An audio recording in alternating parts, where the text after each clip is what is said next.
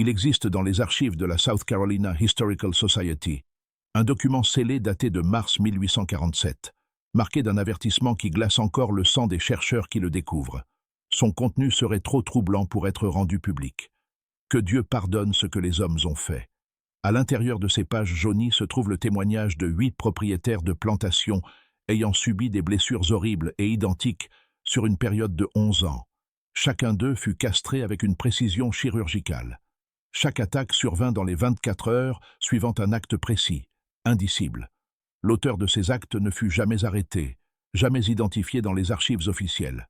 Mais après la guerre de sécession, des récits chuchotés parmi les esclaves affranchis évoquaient un homme qu'ils appelaient Silas, le silencieux, un travailleur des champs incapable de crier, dont les cordes vocales avaient été irrémédiablement détruites et qui avait mené une vengeance si méthodique et si terrifiante que même les autres personnes réduites en esclavage craignaient de prononcer son nom à voix haute. Ce que vous allez entendre est une reconstitution d'événements que les autorités de Caroline du Sud ont délibérément obscurcis. Une série de violences si dérangeantes qu'il était plus facile de prétendre qu'elles n'avaient jamais existé que d'affronter ce qu'elles révélaient sur le système des plantations lui-même. Avant de poursuivre l'histoire de Silas et des 8 hommes tombés sous le coup de sa fureur calculée, permettez-moi de vous poser une question. Cette chaîne existe pour vous faire découvrir les histoires vraies, les plus sombres et les plus dérangeantes de l'histoire américaine, celles que les manuels scolaires évitent. Si vous appréciez un contenu qui ne détourne pas le regard de l'horreur historique, abonnez-vous dès maintenant. Et je suis curieux, d'où nous écoutez-vous? Indiquez votre état ou votre ville dans les commentaires. Maintenant, plongeons dans l'un des cas de vengeance les plus troublants de l'histoire américaine. Le témoignage scellé n'a pas été ouvert par hasard. C'est la persévérance d'une étudiante en master, en 2003, qui a permis de faire remonter ces événements à la surface. Et ce qu'elle découvrit la hantera pendant des années. La région du Low Country de Caroline du Sud en 1836 était un paysage de contradictions. Une beauté naturelle a coupé le souffle dissimulant une souffrance humaine systématique. Les plantations de riz de la région généraient une richesse extraordinaire pour une petite classe de propriétaires blancs, entièrement bâtis sur le travail forcé de milliers d'Africains américains, réduits en esclavage, qui peinaient dans des champs infestés de moustiques, où la malaria et la dysenterie tuaient aussi sûrement que le surmenage. Charleston, à 40 miles à l'est, offrait une façade de culture sudiste raffinée. Grands bals, sociétés littéraires, églises aux flèches élancées. Pendant ce temps, la campagne environnante fonctionnait comme un réseau interconnecté de camps de travail où des êtres humains étaient achetés, vendus, reproduits et exploités jusqu'à la mort en toute impunité. La ceinture des plantations du Low Country s'étendait le long de la plaine côtière, là où la rencontre entre les rivières amarrées et les sols riches créait des conditions idéales pour la culture du riz. Mais cette agriculture était d'une brutalité extrême. Les travailleurs réduits en esclavage restaient des heures les pieds dans l'eau, vulnérables aux serpents, aux alligators et aux maladies. Leurs mains étaient lacérées par les tiges tranchantes du riz. En été, la chaleur était étouffante, l'air saturé d'humidité et d'insectes. L'hiver apportait des pluies froides qui traversèrent des vêtements trop fins. Sur ces plantations, la population asservie dépassait largement celle des esclavagistes, parfois dans des proportions de 20 ou 30 pour 1, ce qui entretenait une peur permanente chez les propriétaires blancs. Cette peur se traduisait par une discipline brutale, des systèmes complexes de surveillance et des châtiments conçus non seulement pour contrôler, mais pour terroriser. C'est dans ce monde qu'environ en 1815 naquit un enfant, à qui l'on donna le nom de Silas. Sa mère, selon des archives fragmentaires, s'appelait Patience et travaillait dans les champs de la plantation Rutledge, près de Georgetown. L'identité de son père ne fut jamais consignée, bien que les registres indiquent que l'enfant de Patience était mulâtre, ce qui impliquait un père blanc. Ce détail, en apparence mineur, allait s'avérer crucial dans le système de caste rigide de la société esclavagiste. Les enfants nés de mères réduites en esclavage et de pères blancs occupaient une position ambiguë, légalement esclaves par le statut de leur mère, mais portant les traits de leurs oppresseurs, ce qui les rendait souvent la cible d'un ressentiment particulier ou d'une attention non désirée. Silas grandit dans les quartiers d'esclaves, des structures en bois surpeuplées offrant à peine un semblant d'abri. Les bâtiments fuyaient sous la pluie, devenaient étouffants en été et n'offraient que peu de chaleur en hiver. Toute intimité était impossible. Les familles étaient séparées au gré des nécessités économiques. Enfants vendus loin de leurs parents, maris séparés de leurs épouses. Le traumatisme psychologique de cette instabilité était incommensurable. Pourtant, au sein de ces communautés, les gens créaient des réseaux de soutien, transmettaient des traditions africaines mêlées au christianisme, chantaient des chants codés porteurs de messages de résistance et trouvèrent des moyens de préserver leur humanité dans un système conçu pour la nier. À l'âge de 7 ans, Silas travaillait déjà au champ. Les registres de la plantation Rutledge, conservés par la South Carolina Historical Society, le mentionnent en 1822 comme « garçon de champ », petite tâche. À 10 ans, il effectuait un travail d'adulte à part entière. Ceux qui l'ont connu à cette époque, selon des témoignages oraux recueillis par la Works Progress Administration dans les années 1930, se souvenaient d'un garçon silencieux qui apprenait vite et observait tout avec une intensité inhabituelle. Une personne âgée, autrefois réduite en esclavage, interrogée en 1937, raconta « Mon grand-père me parlait d'un garçon nommé Silas qui ne parlait presque jamais, même enfant. Il avait la peau claire et des yeux gris qui semblaient vous traverser. Il disait que ce garçon voyait des choses que les autres enfants ne voyaient pas et qu'il se souvenait de choses qu'il valait mieux oublier. Le Low Country avait la réputation, même parmi les autres États esclavagistes, d'une brutalité exceptionnelle. Les déséquilibres démographiques, les esclaves y dépassant largement les Blancs, nourrissaient une paranoïa constante chez les propriétaires, en particulier après la conspiration de Denmark-Vesey en 1822, lorsque les autorités de Charleston découvrirent un prétendu complot visant à déclencher une insurrection massive. Bien que l'ampleur réelle de ce complot reste débattue par les historiens, la réaction blanche fut sans équivoque. 35 hommes noirs furent pendus et les restrictions imposées aux esclaves devinrent encore plus sévères. Les patrouilles furent renforcées, avec des hommes blancs armés sillonnant les routes la nuit, arrêtant toute personne noire sans laisser-passer écrit. L'alphabétisation, déjà illégale, fut encore plus réprimée. Même les rassemblements religieux sans supervision blanche furent interdits. Le message était clair. Toute forme de résistance serait écrasée par une violence écrasante. C'est dans cette atmosphère de répression accrue que Silas entra dans l'adolescence. Il avait 13 ans en 1828, lorsqu'un événement survint qui le changea à jamais. Les détails exacts demeurent flous, perdus dans le silence délibéré entourant ce type d'acte. Mais les registres de la plantation Rutledge indiquent qu'en octobre de cette année-là, Silas fut soigné par un médecin pour de graves blessures à la gorge. La note médicale est clinique et brève. Garçon esclave d'environ 13 ans. Lésion du larynx et des cordes vocales. Cause indéterminée. Observation recommandée. Une autre entrée, rédigée d'une autre main dans le registre de la plantation, précise « Remarque, Silas incapable de travailler, en convalescence après un incident disciplinaire. » Sur les plantations, le mot « discipline » recouvrait une multitude d'horreurs. Fouet, marquage au fer, mutilation. À partir de ce moment-là, Silas ne put plus parler normalement. Selon des témoignages recueillis des décennies plus tard, il pouvait émettre des sons, des grognements, des chuchotements, parfois une tentative étranglée de mots, mais sa voix était détruite de façon permanente. Qu'il s'agisse d'un passage à tabac, d'une punition délibérée ou d'autre chose, cela ne fut jamais consigné officiellement. Ce qui est certain, c'est qu'à partir de ses 13 ans, Silas le Silencieux se déplaçait dans le monde des plantations comme une présence à la fois invisible et profondément troublante. Son incapacité à parler le rendait moins menaçant aux yeux de certains surveillants, mais plus inquiétant pour d'autres. Il était un fantôme, en pleine lumière, travaillant sans se plaindre, observant sans commenter. La plantation Rutledge, comme beaucoup d'autres dans la région, fonctionnait selon le système des tâches, plutôt que du travail en groupe. Les personnes réduites en esclavage recevaient chaque jour des tâches précises, une quantité de riz à battre, un champ à sarcler, des fossés à creuser. Une fois ces tâches accomplies, leur temps était théoriquement libre. En pratique, les tâches étaient souvent impossibles à terminer avant la nuit, forçant les gens à travailler jusqu'au soir. Mais ce système offrait tout de même de petits espaces d'autonomie, des jardins où cultiver sa propre nourriture, la possibilité de gagner de maigres sommes en vendant des surplus ou du poisson pêché dans les rivières. Ces libertés limitées étaient cruciales pour la survie psychologique, créant des espaces où un semblant de choix restait possible. Silas, selon les récits oraux, utilisait ses soirées différemment de la plupart. Il observait, il écoutait. Son silence faisait oublier sa présence. Et dans cette invisibilité, il apprenait. Il apprenait les habitudes des contremaîtres, ceux qui buvaient trop, ceux qui disparaissaient dans les quartiers la nuit. Il apprenait les horaires des patrouilles et les failles dans leurs itinéraires. Il apprit quels propriétaires de plantations rendaient visite à d'autres plantations et pour quelles raisons.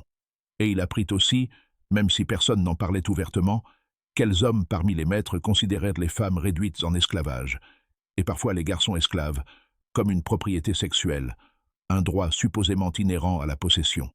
Le premier incident se produisit lors d'une nuit lourde et humide, d'août 1836, bien que sa pleine signification ne soit comprise que bien plus tard. La victime était Nathaniel Grayson, un propriétaire de plantation de 32 ans dont le domaine jouxtait celui de Rutledge.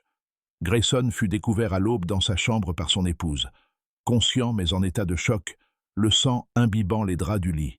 Il avait été castré avec ce que le médecin qui le soigna décrivit comme une précision presque chirurgicale. La porte de la chambre était verrouillée de l'intérieur. Les fenêtres étaient fermées et solidement enclenchées.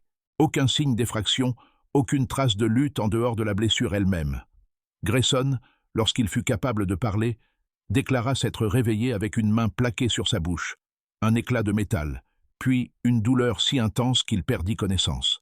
Il n'avait rien vu, rien entendu, hormis une respiration, régulière, maîtrisée. Le shérif local, Benjamin Carr, mena l'enquête avec l'aide des patrouilles d'esclaves. Chaque personne réduite en esclavage sur la plantation Grayson fut interrogée. Plusieurs furent fouettés sur simple soupçon, une pratique courante, visant davantage à réaffirmer l'autorité qu'à obtenir des informations. Rien d'utile n'en ressortit. L'épouse de Grayson insista sur le fait qu'aucun esclave n'était entré dans la maison ce soir-là. Les domestiques, interrogés séparément, confirmèrent qu'ils avaient été enfermés dans leur quartier, comme chaque soir à la tombée de la nuit, une règle que Grayson appliquait scrupuleusement. L'enquête s'enlisa en quelques jours, tandis que des rumeurs circulaient parmi la société blanche. Théories de vengeance, murmures de complots abolitionnistes, aucune arrestation ne fut effectuée. Ce que le rapport du shérif n'incluait pas, parce que Grayson refusa d'en parler, c'était ce qui s'était produit l'après-midi précédent. Un travailleur des champs de la plantation voisine de Rutledge, un jeune homme nommé Silas, avait été prêté à Grayson pour la journée afin d'aider à réparer un moulin à riz. Ces transferts temporaires étaient courants, relevant d'un système d'entraide entre propriétaires. Le travail s'était prolongé jusqu'au soir et, plutôt que de renvoyer Silas dans l'obscurité, Grayson l'avait gardé pour la nuit dans un hangar de stockage près de la maison principale. Grayson avait rendu visite à ce hangar vers 22 heures. Il y resta environ une demi-heure.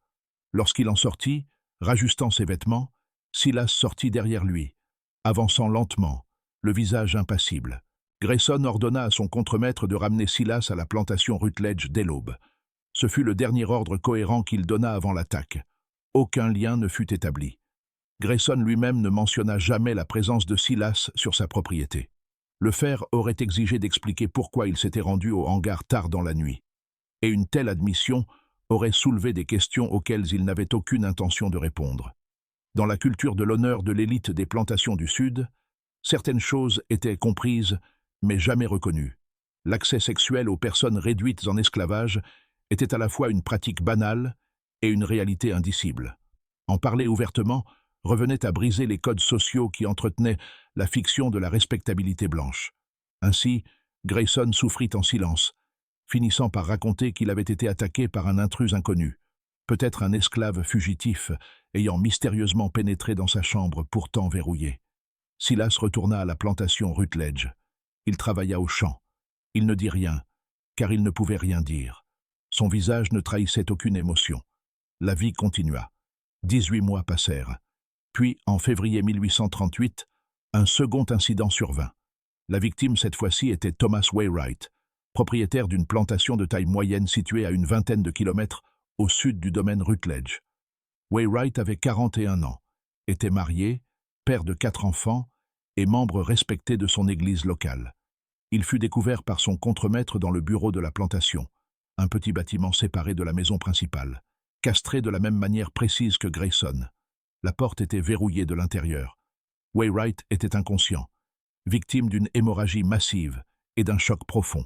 Il survécut, mais demeura incapable de fournir la moindre description utile de son agresseur. Il affirma ne se souvenir de rien.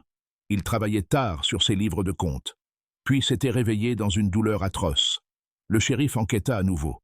Cette fois, les similitudes avec l'affaire Grayson furent notées.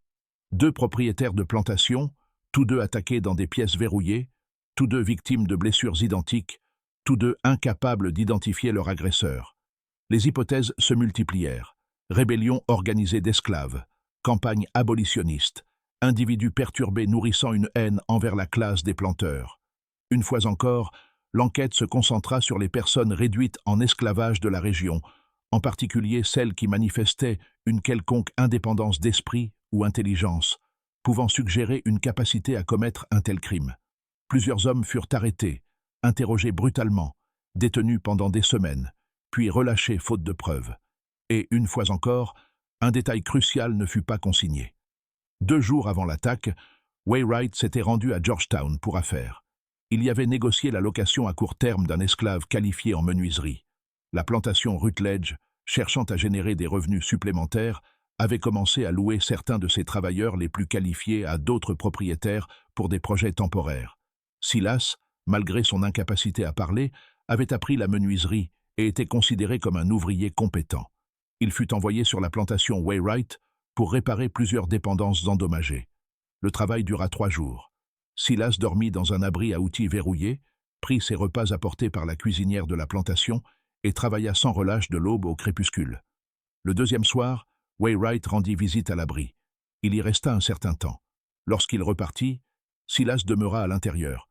Le lendemain, Silas termina son travail et retourna à la plantation Rutledge. Le jour suivant, Wainwright fut retrouvé castré dans son bureau. Aucun lien ne fut établi, car personne ne cherchait à en établir un. L'idée qu'une personne réduite en esclavage, en particulier une personne incapable de parler, incapable de crier, incapable même de raconter ce qui lui arrivait, puisse être capable d'une vengeance aussi calculée, était inconcevable dans la vision du monde des sociétés esclavagistes. Les esclaves étaient perçus comme des biens, incapables de la réflexion stratégique nécessaire à de tels actes. Que leur souffrance existe était reconnue avec indifférence. Qu'ils puissent répondre par une violence méthodique dépassait toute considération. Mais au sein des communautés réduites en esclavage du Low Country, des murmures commencèrent à circuler. Rien d'explicite, rien de traçable ou exploitable comme preuve.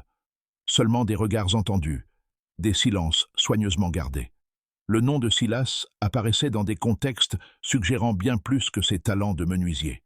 Une femme âgée, interrogée des décennies plus tard, se souvenait « On savait que quelqu'un faisait payer ces hommes blancs.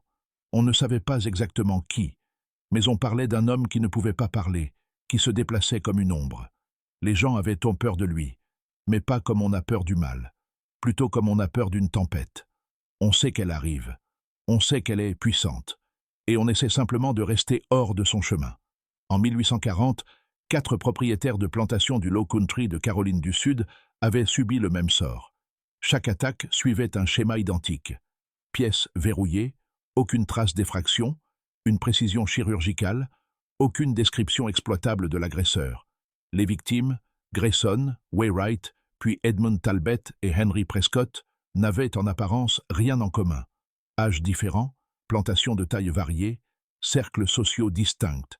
Le seul lien entre eux était géographique. Tous vivaient dans un rayon d'une trentaine de kilomètres. Tous faisaient partie du réseau économique interconnecté des plantations de riz qui définissait la région. Les attaques avaient instauré un climat de peur parmi la classe des planteurs. Les portes verrouillées ne semblaient plus sûres. La présence de personnes réduites en esclavage dans et autour des maisons, autrefois considérées comme normales, engendrait désormais une paranoïa croissante. Certains propriétaires commencèrent à dormir avec des pistolets chargés. D'autres installèrent des serrures supplémentaires, engagèrent davantage de contremaîtres, intensifièrent la brutalité de leurs méthodes de contrôle dans l'espoir d'intimider d'éventuels agresseurs. Les patrouilles d'esclaves multiplièrent leurs rondes nocturnes, arrêtant et interrogeant toute personne noire trouvée sur les routes après la tombée de la nuit. Mais les attaques continuaient, imprévisibles dans leur timing, constantes dans leur méthode. Ce que les propriétaires de plantations ignoraient, ce qu'ils ne pouvaient pas savoir, car il n'avait jamais prêté attention au déplacement des travailleurs esclaves entre plantations. C'est que Silas avait été présent sur chacune de ses propriétés dans les jours précédant chaque attaque. La plantation Rutledge avait développé une activité lucrative en louant des travailleurs qualifiés. Silas, avec ses compétences en menuiserie et son silence dérangeant, était fréquemment prêté à d'autres plantations pour des projets de courte durée. Aux yeux de ceux qui louaient sa force de travail, il était invisible, un outil plutôt qu'un être humain. Le schéma n'apparut jamais dans les archives officielles, mais il existait bel et bien. Silas arrivait sur une plantation, travaillait avec application pendant plusieurs jours, dormait là où on l'assignait, le plus souvent dans un hangar ou un bâtiment de stockage séparé des quartiers des esclaves, et accomplissait ses tâches efficacement. Et sur certaines de ces plantations, pas toutes, mais certaines, un propriétaire venait lui rendre visite la nuit. Ce qui se produisait lors de ces visites ne fut jamais discuté, jamais consigné. Cela n'existait que dans l'enfer privé de ceux qui l'avaient subi, et dans le calcul froid de celui qui s'en souvenait. Puis Silas retournait à la plantation Rutledge, et dans les 48 heures, l'homme qui lui avait rendu visite était retrouvé castré, souvent dans une pièce verrouillée, l'attaque exécutée avec une rapidité et un silence tel que même une épouse dormant sous le même toit pouvait ne rien entendre. L'enquête, dans la mesure où l'on pouvait encore parler d'enquête, demeura fragmentée, car personne ne reliait les attaques entre elles. Chaque incident était traité séparément, examiné par des autorités locales qui communiquaient mal avec leurs homologues des juridictions voisines. Le shérif Carr, qui avait enquêté sur les 2 premières affaires, était désormais convaincu d'avoir affaire à un agresseur en série. Mais ses tentatives de coordonner une enquête plus large rencontrèrent des résistances. Les propriétaires de plantations hésitaient à parler ouvertement des attaques, en partie par honte liée à leurs blessures, en partie par crainte d'encourager des crimes imitateurs ou des insurrections d'esclaves. La South Carolina Gazette publia de brefs articles sur des actes de violence dans les plantations du Low Country, mais évita délibérément les détails susceptibles de provoquer la panique ou de fournir des informations à d'éventuels agresseurs. Dans les communautés réduites en esclavage, un autre type de savoir circulait. Les gens savaient que certains propriétaires étaient pris pour cible. Ils savaient aussi que, quoi qu'il se passe, c'était une forme de justice que leur système légal ne leur accorderait jamais. Les femmes esclaves, en particulier celles qui avaient été violées à répétition par des hommes blancs, utilisaient un langage codé pour évoquer le silencieux qui faisait payer les hommes. Mais elles savaient également que célébrer ouvertement ces attaques, ou même les reconnaître, entraînerait des châtiments collectifs. Après chaque incident, les patrouilles d'esclaves balayaient la région, interrogeant les habitants, détruisant des biens, infligeant des violences arbitraires pour réaffirmer leur contrôle. Le savoir resta donc souterrain, partagé à voix basse, jamais écrit, jamais prononcé, là où il pourrait être entendu. Silas lui-même demeurait une énigme, même pour ceux qui vivaient à ses côtés dans les quartiers de la plantation Rutledge. Il travaillait sans relâche, mangeait ses rations, dormait à l'endroit qui lui était assigné. Il n'avait pas de famille sur la plantation. Sa mère, Patience, était morte de la fièvre en 1830, et il n'avait jamais connu de frères ou de sœurs. Il ne nouait aucune amitié proche et participait très peu à la vie communautaire des quartiers. Son silence était à la fois une explication et une barrière. Comment se lier d'amitié avec quelqu'un qui ne peut pas parler, dont le visage ne laisse transparaître aucune émotion lisible, dont les yeux semblent regarder à travers vous plutôt que vous regardez? Un vieil homme nommé Joshua, qui avait travaillé aux côtés de Silas dans les rizières pendant des années, déclara à un intervieweur en 1936 « Silas n'était pas comme les autres. Il lui est arrivé quelque chose quand il était jeune, quelque chose qui l'a brisé à l'intérieur encore plus que ça n'a brisé sa voix. Il travaillait toute la journée sous la chaleur, à couper le riz jusqu'à ce que ses mains saignent, sans jamais faire un bruit. Les contremaîtres aimaient ça au début. Ils pensaient qu'il était bien brisé. Mais il y avait quelque chose dans ses yeux qui rendait les gens intelligents nerveux. Ils regardaient, toujours, comme s'ils voyaient des choses que le reste d'entre nous ne voyait pas. Et quand il regardait certains hommes blancs, il y avait dans ce regard quelque chose qui faisait penser à de l'eau profonde, celle qui vous noie lentement. Les propriétaires de la plantation Rutledge, la famille qui possédait légalement Silas, ne le soupçonnèrent jamais de quoi que ce soit. Il était une propriété précieuse, un travailleur qualifié que l'on pouvait louer pour générer des revenus supplémentaires, silencieux et obéissant. Si quelque chose, son incapacité à parler le rendait encore plus digne de confiance à leurs yeux. Il ne pouvait pas répandre de rumeurs, ne pouvait pas organiser de résistance, ne pouvait même pas crier si quelque chose lui arrivait. Il était, à leurs yeux, l'esclave idéal, productif, silencieux et entièrement contrôlé. Mais ce contrôle n'était qu'une illusion. Silas avait appris, au fil des années d'observation et d'expérience amère, comment fonctionnait la société des plantations. Il comprenait les rythmes de la vie plantationnaire, les schémas de mouvement des Blancs et les restrictions imposées aux Noirs. Il savait que les personnes réduites en esclavage étaient censées se trouver à certains endroits, à certaines heures, et que toute déviation par rapport à la routine attirait la suspicion et la punition. Il savait que son silence, qui le rendait vulnérable, le rendait aussi facilement oubliable. Les contremaîtres parlaient librement en sa présence, évoquant des sujets qu'ils n'auraient jamais abordés devant des esclaves qu'ils croyaient capables de colporter des histoires. Les hommes blancs se servirent de lui puis l'effacèrent de leur esprit, convaincus qu'un esclave muet ne représentait aucune menace. Ils avaient catastrophiquement tort. En 1842, le nombre de victimes atteignit 6. 2 autres propriétaires de plantations, Robert Finch et Charles Hammond, vinrent s'ajouter à la liste. Les attaques ne pouvaient plus être écartées comme des actes de violence isolés et aléatoires. Le Charleston Mercury publia un éditorial appelant à une enquête coordonnée, suggérant qu'un individu perturbé ou une organisation de mécontents prenait pour cible la classe des planteurs. Des récompenses furent offertes pour toute information. Le gouverneur autorisa le déploiement de ressources supplémentaires de la milice pour soutenir les forces de l'ordre local. Pourtant, l'enquête continuait de piétiner, car les victimes, presque sans exception, refusaient de fournir certaines informations. Aucun ne voulait discuter de ses activités dans les heures précédant l'attaque. Aucun n'admettait la présence de travailleurs esclaves spécifiques sur sa propriété. Le faire aurait impliqué de reconnaître des comportements qui, bien que courants, devaient rester tus. La culture de l'honneur de l'élite sudiste plaçait la réputation au-dessus de presque tout. Un homme pouvait violer des femmes et des garçons esclaves en toute impunité. Mais reconnaître publiquement de tels actes signifiait perdre son statut social. Mieux valait souffrir en silence que d'admettre la vérité. Ce silence protégeait Silas plus efficacement que n'importe quel plan délibéré. Le schéma existait, attendant d'être découvert. Mais personne doté de l'autorité nécessaire pour enquêter n'était prêt à regarder dans la direction qu'il aurait révélée.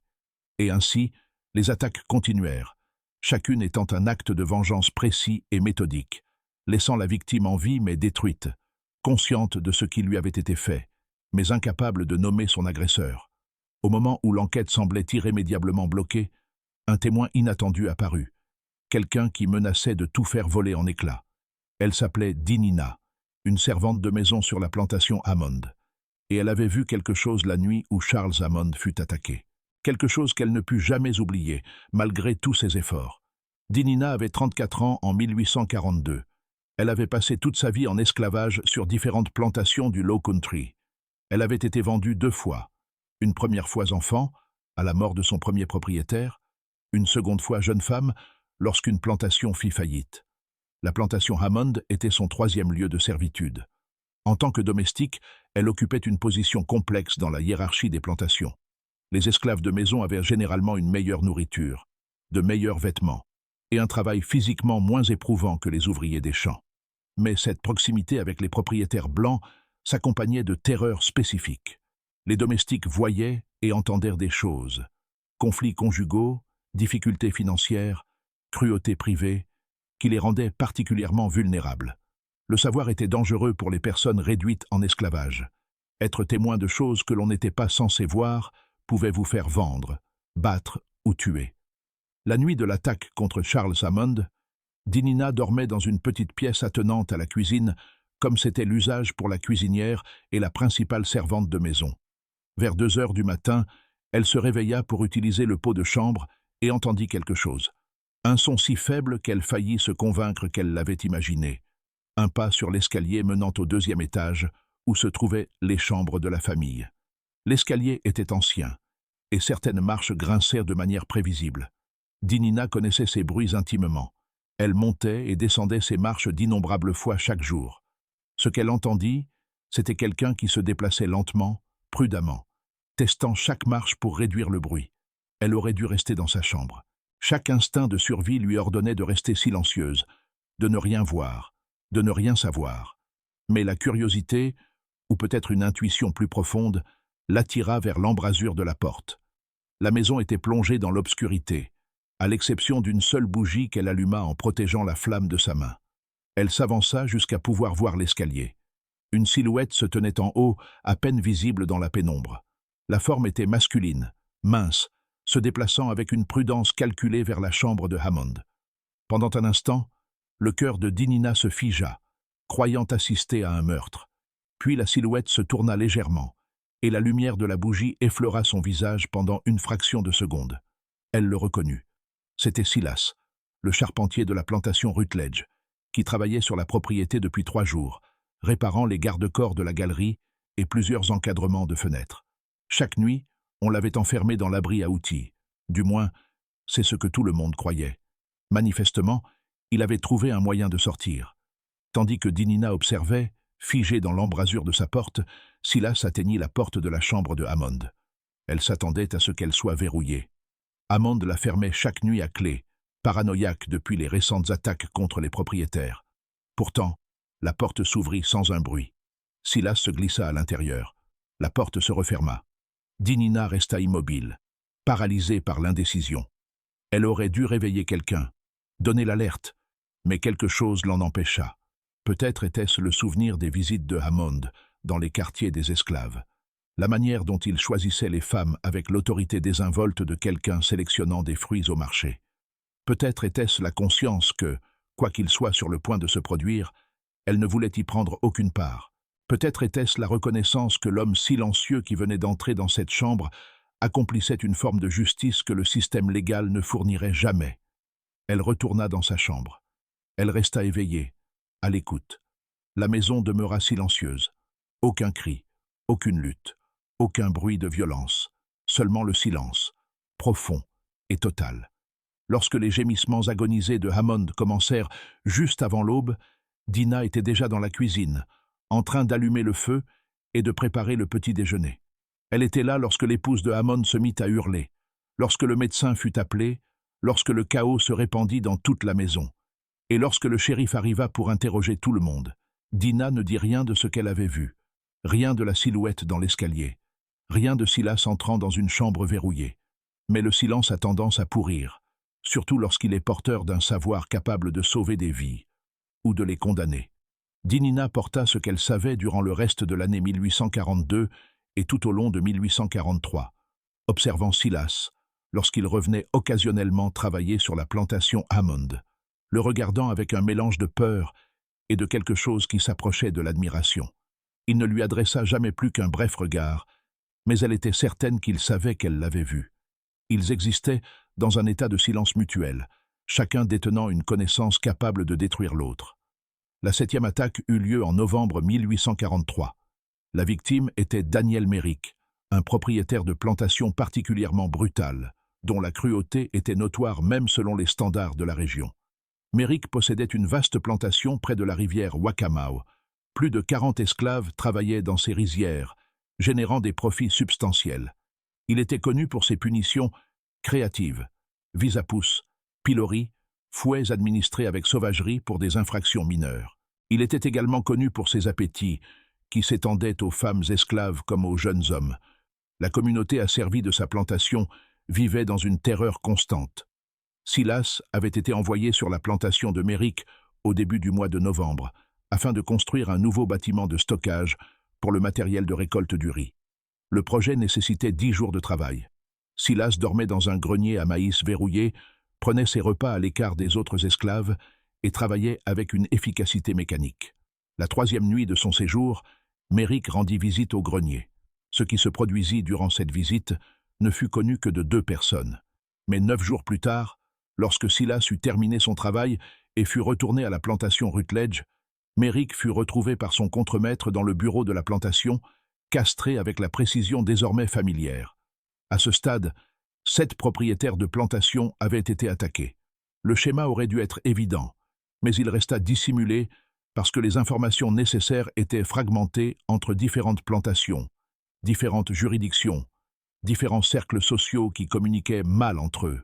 Les victimes avaient formé une association informelle, se réunissant occasionnellement pour partager informations et théories, mais leur honte et leur refus d'aborder certains détails les empêchèrent de voir l'ensemble. Ils savaient qu'ils étaient visés par quelqu'un possédant une connaissance intime de leur maison et de leurs habitudes, mais ils ne pouvaient, ou ne voulaient, reconnaître le fil conducteur. Ce fil conducteur était Silas, le charpentier silencieux qui se déplaçait entre les plantations comme un fantôme, travaillant avec application, observant avec attention, se souvenant de tout. Il avait perfectionné sa méthode au fil des années, identifié les lieux où il était le plus vulnérable, étudié la disposition des maisons de plantation par une observation apparemment anodine durant son travail, noté les horaires des patrouilles et les déplacements des contremaîtres. Puis, le moment venu, il s'échappait du hangar ou du bâtiment où il était enfermé pour la nuit. Les serrures étaient des mécanismes simples, facilement manipulables avec les bons outils, et en tant que charpentier, il avait accès à ces outils. Entrer dans des maisons verrouillées exigeait patience et observation minutieuse. Pendant ses journées de travail sur une propriété, Silas repérait les fenêtres aux cadres mal ajustés, les portes aux serrures défectueuses, les endroits où les clés étaient rangées. Il apprit que nombre de maisons de plantation, malgré leur apparente grandeur, étaient mal sécurisées. Les serrures étaient conçues pour tenir les esclaves à l'extérieur, mais elles étaient souvent anciennes, mal entretenues, ouvertes avec des passe-partout qu'un charpentier compétent pouvait reproduire. Les fenêtres pouvaient être calées ouvertes de l'extérieur si l'on savait lesquelles présentaient des jeux. Une fois à l'intérieur, Silas se déplaçait avec l'assurance de quelqu'un qui connaissait parfaitement son terrain. Il savait quelles lames de plancher grinçaient, quelles pièces étaient occupées, où dormaient les domestiques. Et il savait que ses cibles seraient seules, ou, si elles dormaient avec leurs épouses, que celles-ci avaient le sommeil lourd, souvent aidées par le laudanum que de nombreuses femmes aisées de l'époque consommaient régulièrement. Il entrait silencieusement dans la chambre, s'approchait de l'homme endormi et, d'un geste rapide, plaçait sur son visage un chiffon imbibé de chloroforme, volé dans les réserves médicales de la plantation durant son travail de jour. L'homme se débattait brièvement, puis perdait connaissance. Silas agissait alors rapidement, utilisant des instruments chirurgicaux qu'il avait patiemment acquis et dissimulés. La castration était effectuée avec une précision suggérant des connaissances médicales, dont l'origine demeurait mystérieuse. En quelques minutes, il disparaissait, ressortant de la maison par le même chemin qu'à l'aller, retournant dans son abri verrouillé pour attendre les heures restantes avant l'aube. Le chloroforme expliquait pourquoi les victimes se souvenaient si peu. La précision chirurgicale expliquait pourquoi la plupart survivaient. Silas n'avait aucun intérêt à tuer. Le meurtre aurait entraîné une enquête bien plus intense. Sa vengeance était ciblée. Il s'agissait de prendre à ces hommes ce qu'ils avaient repris à lui et aux autres, de leur infliger un rappel permanent de leurs crimes, de transformer des prédateurs sexuels en êtres brisés, diminués, incapables de nuire à nouveau. Mais le savoir de Dinah restait une bombe à retardement. Au début de l'année 1844, elle prit une décision qui allait tout changer. Elle s'adressa au révérend Thomas Clayton, un pasteur presbytérien desservant plusieurs églises de plantation du Low Country, réputé pour être un réformateur qui évoquait parfois, avec une extrême prudence, les problèmes moraux de l'esclavage. Dinah demanda un entretien privé, une requête inhabituelle pour une personne réduite en esclavage envers un ministre blanc. Clayton, intrigué et quelque peu méfiant, accepta de la rencontrer dans la chapelle de la plantation Hammond. Ce que Dinah lui raconta cet après-midi de février 1844 fut fragmentaire et soigneusement mesuré. Elle ne nomma pas Silas immédiatement, mais décrivit avoir vu un homme dans la maison Hammond la nuit de l'attaque, un homme qui n'aurait pas dû s'y trouver. Elle parla de son silence, de ses mouvements prudents, de la façon dont il était entré dans une pièce verrouillée. Elle dit à Clayton qu'elle croyait que cet homme était également responsable des autres attaques, qu'il se déplaçait entre plantations, qu'il exerçait une vengeance pour quelque chose de terrible. Elle ne précisa pas ce qu'était ce « quelque chose ». Le faire aurait exigé de reconnaître la violence sexuelle systématique qui imprégnait le système esclavagiste, une reconnaissance qui aurait pu lui coûter la vie. Mais elle suggéra, et Clayton, plus perspicace que beaucoup de ses pairs, comprit. Clayton se retrouva face à un choix impossible. S'il rapportait aux autorités ce que Dinah lui avait confié, elle serait presque certainement punie, peut-être tuée, pour ne pas s'être manifestée plus tôt. L'auteur des attaques serait probablement capturé et exécuté. Mais Clayton avait assez d'imagination morale pour comprendre qu'il ne s'agissait pas d'une simple criminalité. C'était une vengeance née d'abus systématiques et prolongés. Il demanda à Dina pourquoi elle lui disait cela maintenant, des mois après avoir été témoin de l'attaque. Sa réponse fut simple. « Parce qu'il y en aura d'autres. Je le vois quand il passe.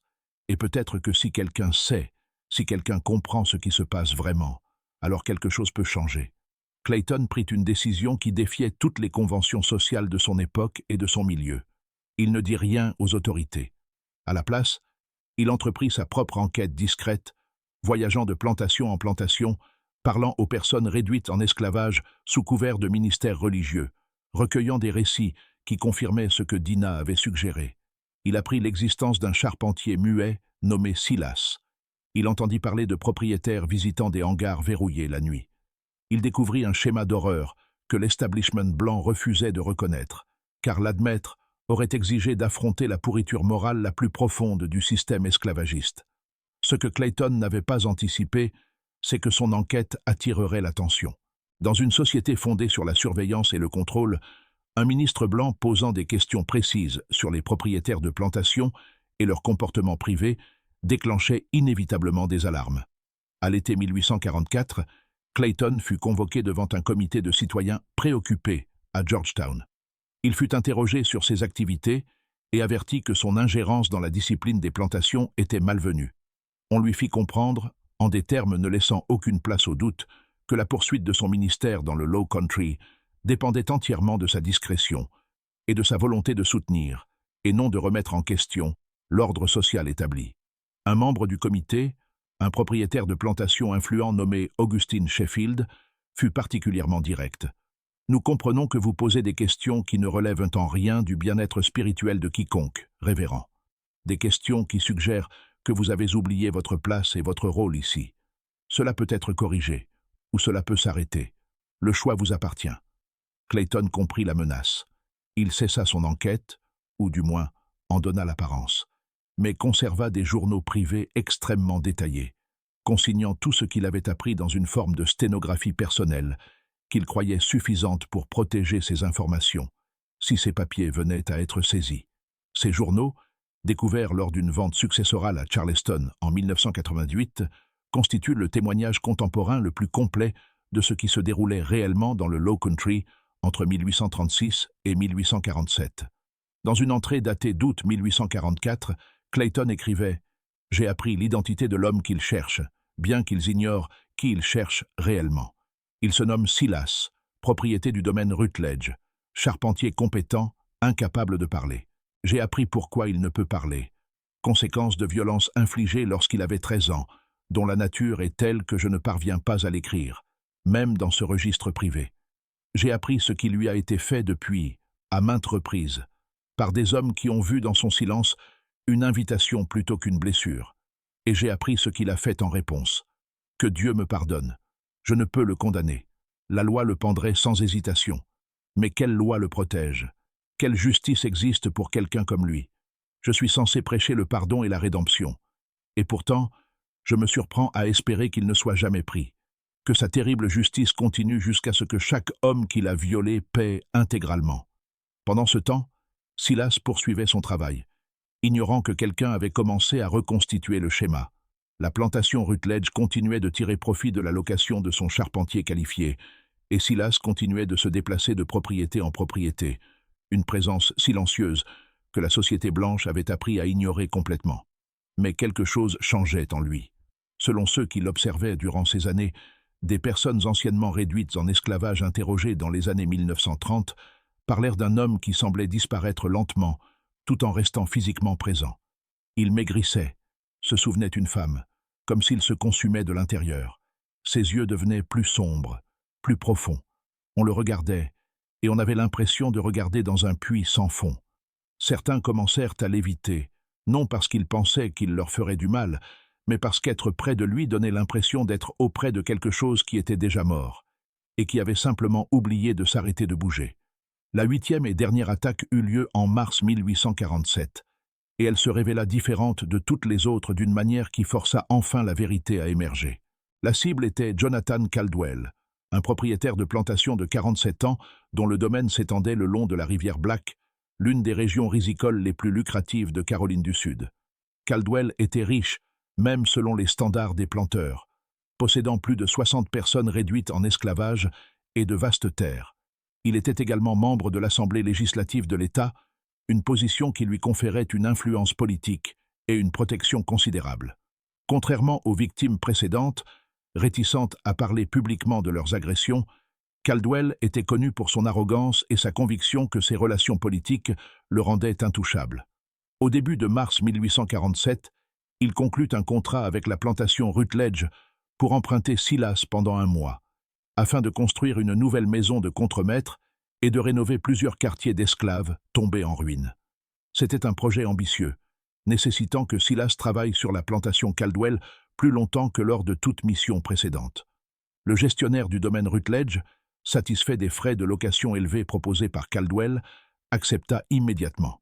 Silas fut transporté sur la plantation Caldwell le 3 mars, accompagné des outils et matériaux nécessaires. La plantation Caldwell était plus vaste et plus brutale que la plupart.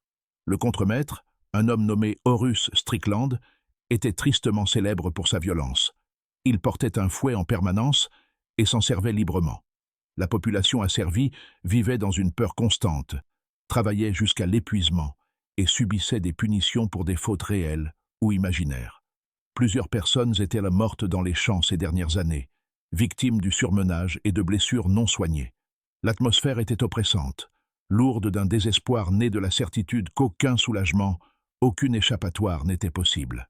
Silas fut assigné à dormir dans un petit atelier séparé des quartiers principaux, un bâtiment servant au stockage des outils et aux réparations mineures. C'était une construction en bois, dotée d'une lourde serrure à la porte et de barreaux à l'unique fenêtre. Strickland s'assurait personnellement de verrouiller Silas chaque nuit, vérifiant 2 fois la serrure, le menaçant d'un fouet qui le rendrait incapable de travailler pendant des semaines à la moindre tentative d'évasion. Silas ne montra aucune réaction à ces menaces. Il se contenta d'acquiescer et poursuivit son travail quotidien avec la même efficacité mécanique qu'il apportait à chaque projet.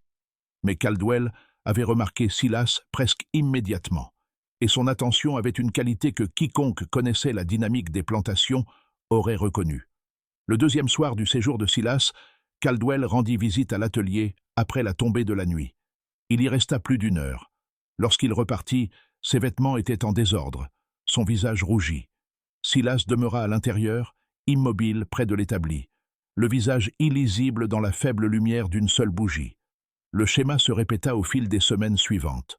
Caldwell rendait visite à l'atelier 2 ou 3 fois par semaine, toujours après la nuit tombée, toujours pour de longues périodes. Les autres personnes réduites en esclavage de la plantation remarquèrent ces visites, comme elles remarquaient tout, mais ne dirent rien. Parler de telles choses était suicidaire.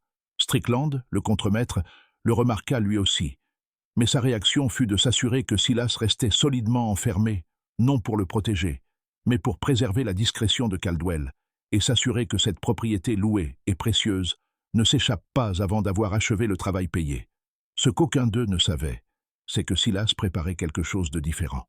La durée inhabituelle du projet, l'isolement de l'atelier, la régularité des visites de Caldwell, tout cela créait une opportunité qui n'avait jamais existé avec les cibles précédentes. Silas avait été patient pendant 11 ans, frappant puis disparaissant, jamais capturé, jamais même soupçonné. Mais quelque chose s'était déplacé en lui au fil des années. Le calcul froid et précis de ses attaques antérieures laissait place à quelque chose de plus sombre, de plus désespéré. Il avait 32 ans. Il avait vécu la moitié de sa vie comme un instrument muet des désirs des autres et de sa propre vengeance. Et il était fatigué d'une fatigue qui dépassait l'épuisement physique. Dans la nuit du 24 mars, Caldwell rendit sa visite habituelle à l'atelier. Mais cette fois, Silas n'attendit pas son départ. Cette fois, il ne comptait pas s'échapper plus tard, entrer dans une maison verrouillée pendant que tout le monde dormait, accomplir son œuvre en silence et disparaître avant l'aube. Cette fois, lorsque Caldwell eut terminé son agression et commença à se rhabiller, Silas bougea.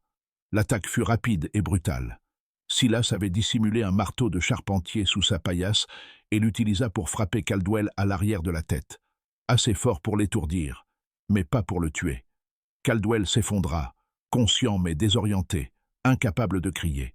Silas agit alors rapidement, utilisant une corde de ses fournitures de charpente pour ligoter les mains et les pieds de Caldwell, lui enfonçant un chiffon dans la bouche pour étouffer tout bruit. Puis il alluma toutes les bougies de l'atelier, créant une clarté inhabituelle, presque rituelle. Il récupéra ensuite les instruments chirurgicaux qu'il entretenait méticuleusement depuis des années, nettoyés et affûtés après chaque usage, dissimulés dans un compartiment secret de sa caisse à outils. Ce qui suivit dura près d'1 heure. Contrairement aux attaques précédentes, exécutées rapidement alors que les victimes étaient inconscientes, Silas travailla cette fois lentement, méthodiquement, tandis que Caldwell était pleinement conscient. La castration fut réalisée par étapes, avec de longues pauses entre chaque incision, durant lesquelles Silas se contentait de fixer le visage de Caldwell, observant la terreur et la douleur, ne produisant aucun son, mais s'assurant que sa victime comprenait parfaitement ce qui se passait et pourquoi. C'était de la torture, délibérée et calculée. Une inversion du pouvoir si totale que Caldwell comprit, peut-être pour la première fois de sa vie privilégiée, ce que signifiait être absolument impuissant. Voir son corps violé sans pouvoir s'y opposer, savoir que personne ne viendrait à votre secours parce que ceux qui détiennent le pouvoir ne vous considèrent pas comme pleinement humain. Lorsque Silas eut terminé, il nettoya soigneusement ses outils, les rangea, puis fit quelque chose qu'il n'avait jamais fait auparavant. Il déverrouilla la porte de l'atelier de l'intérieur et sortit dans la nuit, sans chercher à se cacher, sans tenter de retourner dans le bâtiment verrouillé avant l'aube. Il traversa la cour de la plantation, passa devant la maison principale, où des lampes brûlaient encore derrière certaines fenêtres, passa devant les quartiers où des personnes réduites en esclavage restaient éveillées, à l'écoute de sons qu'elles n'arrivaient pas à identifier clairement. Il marcha jusqu'à la limite de la propriété, jusqu'à la rivière qui marquait la frontière, et s'y tint, immobile, regardant l'eau sombre tandis que les premières lueurs de l'aube grisaient le ciel à l'est. C'est là qu'il fut trouvé au lever du soleil par Strickland, le contremaître, qui venait de découvrir Caldwell dans l'atelier, hurlant à travers son bâillon, à peine conscient à cause de la perte de sang et du choc. Strickland avait immédiatement organisé une battue, s'attendant à poursuivre un esclave en fuite à travers les marais. À la place, il trouva Silas debout calmement près de la rivière, les mains encore tachées de sang, le visage sans émotion, ni peur, ni regret. Lorsque Strickland s'approcha avec 3 autres hommes blancs, tous armés, Silas ne tenta pas de fuir. Il se contenta de se tourner vers eux. Plus tard, Strickland dira que le regard dans les yeux de Silas était la chose la plus terrifiante qu'il ait jamais vue. Pas de rage, pas de folie, mais quelque chose de plus vide, de plus froid, comme regarder dans les yeux d'un homme qui avait déjà quitté son corps. Et lorsque vous pensez comprendre toute l'ampleur de cette horreur, souvenez-vous que Caldwell fut le 8e et dernier cas connu. Combien d'autres y a-t-il pu avoir? Des attaques jamais signalées, des victimes trop honteuses pour admettre ce qui leur était arrivé. Si cette histoire vous donne des frissons, partagez-la avec quelqu'un qui apprécie les mystères historiques les plus sombres. Soutenez les récits qui n'évitent pas les vérités brutales de l'histoire américaine. Et n'oubliez pas de vous abonner. Il existe d'autres histoires comme celle-ci, des histoires que l'histoire officielle a tenté d'enterrer. Voyons maintenant ce qui se produisit lorsque la vérité éclata enfin. Silas fut arrêté immédiatement. On lui passa des fers aux poignets et aux chevilles, puis on l'enferma dans un hangar de stockage sur la plantation Caldwell, le temps de décider de son sort. Caldwell fut transporté à Charleston pour recevoir des soins médicaux d'urgence. Il survécut, comme toutes les victimes précédentes, mais les blessures étaient catastrophiques et irréversibles. La nouvelle de l'attaque se répandit rapidement dans le Low Country, et pour la première fois, les autorités commencèrent à envisager sérieusement un lien avec les incidents antérieurs. Le shérif Carr, qui enquêtait sur ces attaques depuis plus de 10 ans, se rendit immédiatement sur la plantation Caldwell. Pour la première fois, il disposait d'un véritable suspect en détention. L'interrogatoire débuta le lendemain, le 26 mars 1847, dans une petite salle du tribunal de Georgetown, où Silas avait été transféré sous forte escorte. Étaient là présents le shérif Carr, 2 adjoints, le procureur du district et le révérend Clayton, convoqué à la demande de Carr parce qu'il était connu pour la confiance que lui accordaient les personnes réduites en esclavage et qu'il pourrait peut-être communiquer avec Silas malgré son incapacité à parler. La transcription de l'interrogatoire, incluse dans les documents scellés plus tard archivés par la South Carolina Historical Society, est profondément troublante. Silas fut amené dans la pièce enchaînée, les mains attachées à un anneau scellé dans le sol. Il s'assit sans résistance, le visage impassible, sa gorge mutilée laissant parfois échapper des sons involontaires, mais aucun mot. Le shérif Carr commença par des questions directes. « Avais-tu attaqué Jonathan Caldwell? L'avais-tu castré ?» Silas hocha lentement la tête aux deux questions. Aucun déni, aucune tentative d'échapper à sa responsabilité. Carr posa ensuite la question essentielle. « As-tu déjà fait cela auparavant? Es-tu responsable des autres attaques ?» Silas le fixa longuement, puis hocha de nouveau la tête. Les hommes présents échangèrent en des regards. Ils s'en doutaient, mais l'entendre confirmer était autre chose. Carr poursuivit. « Combien? Combien d'hommes as-tu attaqué ?» Silas leva ses deux mains, doigts écartés. « 8. Carr sentit quelque chose de glacé se loger dans son estomac. « Pourquoi? Pourquoi as-tu fait cela ?» C'est alors que le révérend Clayton intervint. Il avait apporté du papier et un crayon, pensant que Silas pourrait écrire. Mais lorsque Clayton les lui tendit, Silas secoua la tête. Il ne savait ni lire, ni écrire. L'alphabétisation était illégale pour les personnes réduites en esclavage et il n'avait jamais appris. Clayton adopta donc une autre approche. Il posa des questions auxquelles on pouvait répondre par oui ou par non, et Silas répondit par des hochements de tête. La conversation qui suivit, reconstituée à partir du journal de Clayton et du procès-verbal officiel, révéla enfin le schéma qui avait toujours été là, dissimulé par la honte et le silence. Ces hommes t'ont-ils fait du mal? Silas hocha la tête. T'ont-ils forcé? Le hochement fut plus lent, mais sans équivoque. Les 8? Oui. Cela a-t-il commencé quand tu étais jeune? Quand ta voix a été détruite? Oui. Et cela continuait chaque fois que tu étais envoyé travailler sur d'autres plantations? Oui. Clayton se tourna vers le shérif Carr. Shérif, je crois que nous devons enquêter sur les circonstances de ces attaques. Cet homme a subi des violences sexuelles systématiques pendant près de 20 ans, et ce qu'il a fait relève de représailles. La pièce devint silencieuse. Le procureur du district, un homme nommé Harrison Felder, parla enfin. Ce n'est pas une défense recevable en droit, révérend. Les esclaves n'ont aucun droit légal de se retourner contre leur maître, pour quelque raison que ce soit. Même si ce que vous suggérez était vrai, et je ne concède pas que ça le soit, cela n'a aucune importance. Cet homme a mutilé 8 hommes blancs de statut. Il sera pendu. Mais Carr regardait Silas avec une expression qui laissait entendre qu'il comprenait enfin quelque chose, qu'il s'était efforcé d'ignorer pendant des années. Le schéma, dit-il lentement. Il était présent sur chaque propriété peu avant chaque attaque. Nous aurions pu voir ce lien il y a des années si nous avions examiné les déplacements des esclaves loués. Mais nous ne l'avons pas fait, parce que nous ne voulions pas voir ce que cela révélerait. Il se tourna vers Felder. Si nous le traduisons en justice, si cela devient public, chaque détail ressortira. Pourquoi il a été envoyé sur ces plantations? Ce qui lui est arrivé là-bas? Pourquoi 8 propriétaires respectables avaient ce même esclave muet en leur possession juste avant d'être attaqués? Voulez-vous vraiment que cela figure dans les archives publiques? Felder comprit immédiatement. Un procès public exigerait des témoignages sur ce que les victimes avaient fait à Silas. Il obligerait à reconnaître la violence sexuelle systémique du système esclavagiste. Ce serait humiliant pour les victimes, déstabilisant pour l'ordre social et potentiellement inspirant pour d'autres actes de résistance. Mieux valait régler cela discrètement. « Que suggérez-vous » demanda Felder prudemment. « Je suggère, » répondit Carr, « que nous consignions ce qui doit l'être, que nous classions ces affaires comme résolues et que nous appliquions la sanction sans spectacle public inutile. » Ce qui suivit fut un exercice bureaucratique de dissimulation.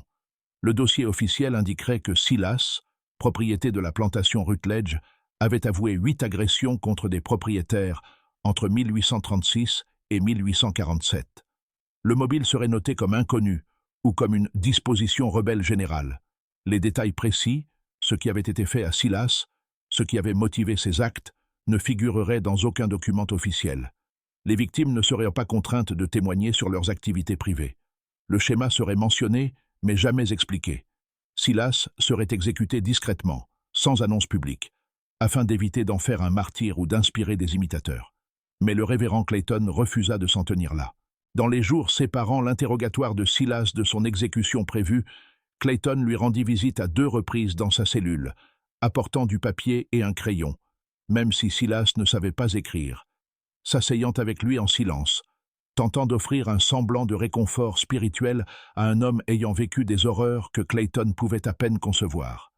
Lors de la seconde visite, Clayton demanda à Silas s'il y avait quelque chose qu'il souhaitait que l'on sache, quelque chose qu'il voulait voir consigné pour l'histoire. Silas le fixa longuement, puis saisit le crayon. Sa main tremblait, mais il parvint à dessiner quelque chose. Pas des mots, mais des images. Le visage d'un enfant, la bouche ouverte dans un cri, une main couvrant cette bouche. L'obscurité. Puis 8 croix gravées lourdement sur le papier. Rien de plus. Clayton comprit. Les 8 croix représentaient les victimes de Silas, mais aussi autre chose. 8 moments où Silas avait repris une parcelle de pouvoir, où il avait fait ressentir à ses agresseurs une fraction de ce qu'il avait lui-même enduré. Ce n'était pas la justice au sens légal du terme, mais c'était la seule justice à laquelle Silas ait jamais eu accès. Clayton conserva soigneusement ce dessin dans son journal, où il se trouve encore aujourd'hui, un témoignage visuel brutal d'une violence que les archives officielles tentèrent d'effacer. L'exécution fut fixée au 15 avril 1847, à l'aube, sur la place du tribunal de Georgetown. Mais 2 jours avant la date prévue, un événement inattendu survint. Silas fut retrouvé mort dans sa cellule. La cause officielle du décès fut enregistrée comme un suicide par pendaison, à l'aide de bandes de tissu déchirées de sa couverture. Mais des incohérences dans le rapport soulevèrent des doutes à l'époque, et continuent d'en soulever aujourd'hui. La cellule était censée être sous surveillance constante. Les bandes de tissu auraient nécessité un temps considérable pour être déchirées et tressées en une corde suffisamment solide pour supporter le poids d'un homme. Et plusieurs personnes ayant vu le corps remarquèrent des marques autour du cou incompatibles avec une pendaison auto-infligée. Que Silas se soit donné la mort ou qu'il ait été tué pour éviter une exécution publique susceptible d'attirer une attention indésirable ne fut jamais officiellement tranché. Son corps fut enterré dans une tombe anonyme, dans le cimetière réservé aux personnes réduites en esclavage, un lieu depuis perdu sous l'effet du temps et de l'urbanisation. Il n'y a ni pierre tombale, ni mémorial. Rien pour marquer l'endroit où Silas le Silencieux trouva enfin le silence dans la mort. Les 8 propriétaires de plantations qui survécurent aux attaques de Silas vécurent le reste de leur vie avec leurs blessures et avec leur honte. Plusieurs quittèrent la région, s'installant dans d'autres États où leur passé était inconnu. D'autres restèrent, mais devinrent reclus, leur corps mutilés rappelant en permanence ce qu'ils avaient fait et ce qui leur avait été infligé en retour. Jonathan Caldwell démissionna de l'Assemblée législative peu après sa convalescence, invoquant des raisons de santé. Il vendit sa plantation en 1849 et s'installa en Virginie, où il mourut en 1856, ne laissant aucune trace publique de ce qui lui était arrivé. Nathaniel Grayson, la première victime, vécut jusqu'en 1861, assez longtemps pour assister au début de la guerre de sécession, qui allait finalement détruire le système ayant rendu ces crimes possibles. Il ne se maria jamais, ne parla jamais publiquement de son agression et mourut isolé et seul dans la maison même où elle avait eu lieu. La plantation Rutledge continua de fonctionner jusqu'en 1865, lorsque l'occupation de la Caroline du Sud par l'armée de l'Union mit effectivement fin à l'esclavage dans la région. Les bâtiments de la plantation furent incendiés pendant la guerre et les terres furent ensuite morcelées et vendues. Aucun document ne subsiste sur le sort des personnes réduites en esclavage qui y avaient vécu, y compris celles qui avaient connu Silas, travaillé à ses côtés, et peut-être même soupçonné ce qu'il faisait durant ces 11 années. Après l'émancipation, elles se dispersèrent, cherchant des membres de leur famille vendus ailleurs, tentant de reconstruire leur vie dans une société qui offrait la liberté de nom, mais peu dans les faits. Certains de leurs descendants vivent encore aujourd'hui dans le Low Country, bien que peu connaissent leur lien avec cette histoire. Le révérend Thomas Clayton poursuivit son ministère en Caroline du Sud jusqu'en 1852, année où il démissionna et s'installa en Pennsylvanie, un État où il pouvait travailler plus ouvertement avec des organisations abolitionnistes. Ses journaux furent hérités par sa fille, qui les conserva soigneusement sans jamais les publier. Elle comprenait que les récits qu'ils contenaient étaient trop dangereux, trop révélateurs, trop déstabilisants pour les récits que le Nord comme le Sud voulaient raconter à propos de l'esclavage.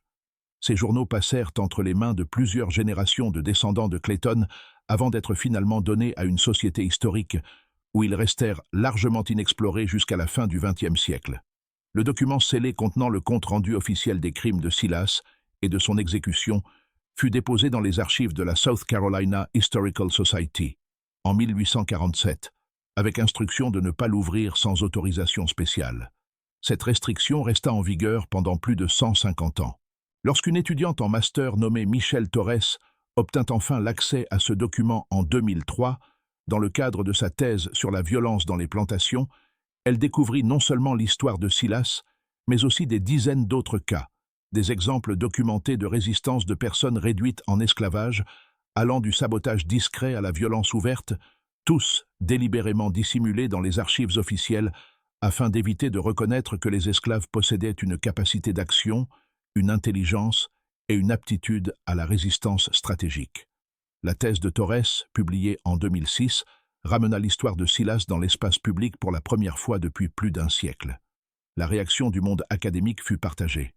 Certains historiens saluaient son travail pour avoir mis en lumière une forme de résistance systématiquement effacée des récits historiques. D'autres la critiquèrent pour une supposée glorification de la violence, ou pour des spéculations sur des détails impossibles à prouver de manière définitive. Mais une chose ne pouvait être contestée, la vérité centrale révélée par ses recherches. Silas n'était pas un cas isolé. La violence sexuelle qu'il avait subie et qui l'avait conduit à sa terrible vengeance était endémique au système esclavagiste. Et la résistance à cette violence, bien que souvent dissimulée ou déguisée, était bien plus répandue que ne le laissaient entendre les archives historiques. Aujourd'hui, il n'existe aucun mémorial dédié à Silas en Caroline du Sud. Aucun marqueur historique ne rappelle ce qui s'est produit dans le Low Country entre 1836 et 1847. Les plantations où il travailla ont en grande partie disparu, remplacées par des lotissements suburbains ou reconquises par la forêt. Le tribunal où il fut interrogé existe toujours, mais il est désormais un musée mettant en avant des aspects plus acceptables de l'histoire régionale. Héros de la guerre d'indépendance, architecture antebellum, beauté naturelle. Les récits plus sombres, ceux qui révèlent le véritable coût humain de l'esclavage, demeurent largement absents des narrations officielles. Mais dans certaines communautés, en particulier parmi les descendants de personnes réduites en esclavage du Low Country, l'histoire de Silas le Silencieux a été préservée par la tradition orale. Elle est parfois racontée comme une histoire de fantôme, parfois comme un récit de vengeance venu d'outre-tombe. D'autres fois encore, comme une mise en garde sur ce qui arrive lorsque des êtres humains sont poussés au-delà de toute endurance, lorsque des systèmes d'oppression deviennent si brutaux que la résistance devient inévitable, quel qu'en soit le prix. Et parfois, elle est racontée comme une histoire de justice, imparfaite, terrible, mais justice tout de même, rendue par quelqu'un qui n'avait aucun autre recours, aucun autre moyen de donner un sens à sa souffrance. La question de savoir si Silas était une victime, un criminel, ou quelque chose de plus complexe que ces catégories de le permettent, continue de susciter des débats parmi historiens et éthiciens. Il n'a tué personne, mais il a infligé des blessures terribles à 8 hommes. Ces blessures étaient des actes de vengeance pour des violences sexuelles subies à répétition sur près de 20 ans. Cela fait-il de lui un héros? Un criminel? Le produit d'un système si moralement corrompu qu'il a engendré les conditions de tels actes désespérés? La réponse dépend peut-être de la question suivante. La justice peut-elle exister en dehors de la loi? La vengeance peut-elle être juste? Une personne privée de toute protection légale et de toute dignité humaine peut-elle être jugée selon les normes d'une société qui refusait de reconnaître son humanité? Ce qui ne peut être contesté, en revanche, c'est la réalité historique que représente l'histoire de Silas.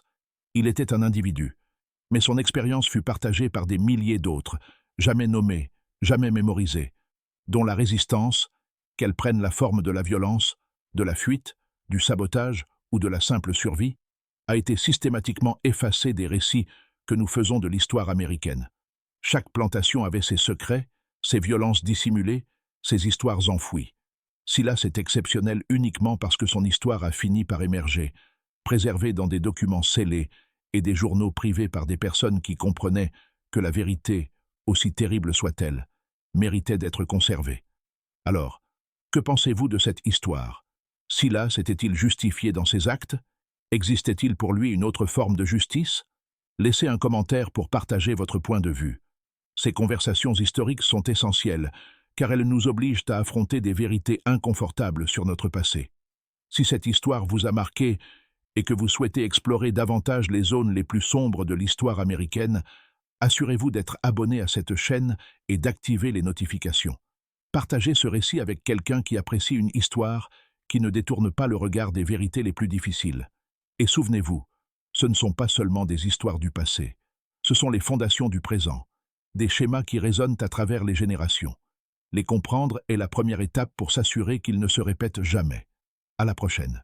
Continuez à questionner, à apprendre, et n'oubliez jamais que derrière chaque statistique historique, il y avait des personnes réelles, avec des vies réelles, des souffrances réelles, et parfois des choix terribles qui avaient pourtant un sens parfait dans des circonstances désespérées.